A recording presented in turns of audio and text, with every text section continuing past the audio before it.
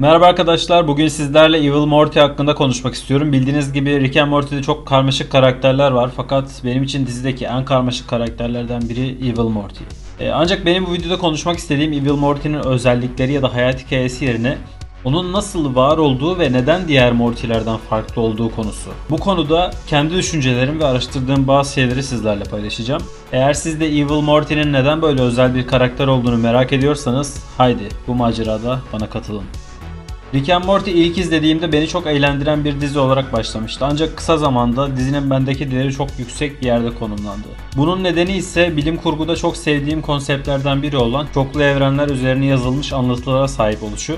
Bu bir yandan çok zor bir alan çünkü gerçekten anlatılar detaylıca düşünülüp yazılmazsa çoklu evrenlerin sağladığı sonsuz olasılık bunun kolayca çökmesine neden olabiliyor. Peki konudan çok fazla sapmadan hemen Evil Morty hakkında konuşmak istiyorum. Evil Morty ilk kez 1. sezon 10. bölümde karşımıza çıkan göz bantlı bir karakterdi. O diğer Morty'lerden çok farklı bir karakterdi. Rick'ini kaybetmekten korkmuyordu, çok zekiydi ve tüm Morty'lerden farklı bir yerde duruyordu. Hatta 7. sezonu izlediyseniz Evil Morty, Rick C137 ve Rick Prime'dan bile daha zeki bir karakter. Ancak biraz da umursamaz bir karakter. 1. sezonda uzaktan kontrol ettiği Ricky ile Morty'leri kaçırıp Rick'leri öldürmesinin ardından bir daha hiç kendi evrenine ve ailesine dönmüyor. Onun esas arzusu Rick'in kontrolünün ötesine geçip huzur içinde ne isterse onu yapabilmek. Belki de özgürlüğe takıntılı bir karakter bile olabilir. Ama 7 sezonluk dizinin toplam 5 bölümünde gördüğümüz için hala hakkında çok az şey bildiğimizi düşünüyorum. Peki Evil Morty'yi bu kadar özel yapan ne? Başta da dediğim gibi Rick and Morty'de sonsuz evren olması diziyi biraz okumaya başlayınca bütün bölümleri çökertecek sorular sormaya neden oluyor. Ama buna gelmeden önce sonsuz evren konseptlerinin çalışma şeklinden de biraz bahsetmek istiyorum.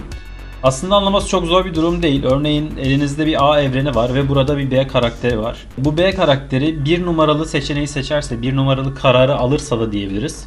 Seçerse bir AB1 evreni oluşuyor mesela.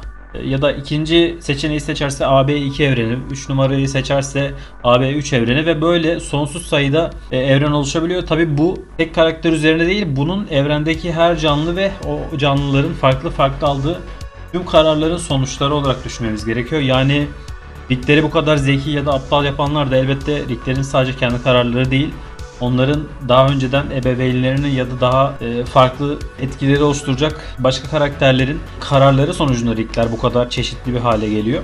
Ve sonuç olarak da bu sonsuz sayıda evren oluşturuyor. Dizide hatırlarsanız çok çeşitli Rick'leri bir arada görüyoruz ama sonsuza kıyasla gerçekten çok az sayıda Rick'le karşılaşıyoruz. Bunun nedeni de Rick'lerin oluşturduğu merkezi sonlu eğri. Bu sonsuzluğun önüne bir duvar örüyor. Bu şekilde Rick'in bu sınırın dışında bıraktığı olasılıkları dizide görmüyoruz. Ama burada bir sorun var. Rick bu sınırı neye göre belirledi bilmiyoruz. Olasılığın diğer parçası olan belki de aşırı zeki ya da kötücül Rick'leri ve Morty'leri içeren evrenleri nasıl bir çizgiyle dışarıda bıraktığını bilmiyoruz. Ya da bırakabildi mi? Bunu da bilmiyoruz. Genellikle buna Rick kendisinin zeki olduğu evrenleri merkezi sonlu eğride toplamış denilip geçiliyor. Ama bunun sınırlarını neye göre belirlediği belirsiz. Ayrıca Rick'in zekası da bana inanılmaz gelmiyor. Ondan çok daha zeki Rick'ler olduğuna eminim. Dizide bir sürü saçmalıkla uğraşıp karısını öldüren Rick Prime'ı arayıp duruyor. Gerçekten becerikli bir Rick olsa parmağını şıklatıp Rick Prime'dan kolayca kurtulamaz mıydı? Hatta belki şıklatmaya bile ihtiyacı olmayabilirdi. Böyle aşırı zeki olmayan bir Rick'in de merkezi sonlu eğri için mükemmel sınırlar çekmesini beklemiyorum. Bu nedenle merkezi sonlu eğriyi yaparken planladığından çok daha zeki ve aptal Rick'leri ya da Morty'leri sisteme aldığını düşünüyorum. İşte Evil Morty de bu şekilde sistemde olan karakterlerden biri. Ama asıl demek istediğim Evil Morty bu şekilde merkezi sonlu eğri içinde olan tek karakter değil. Onun gibi onlarca kötü Morty daha olabilir.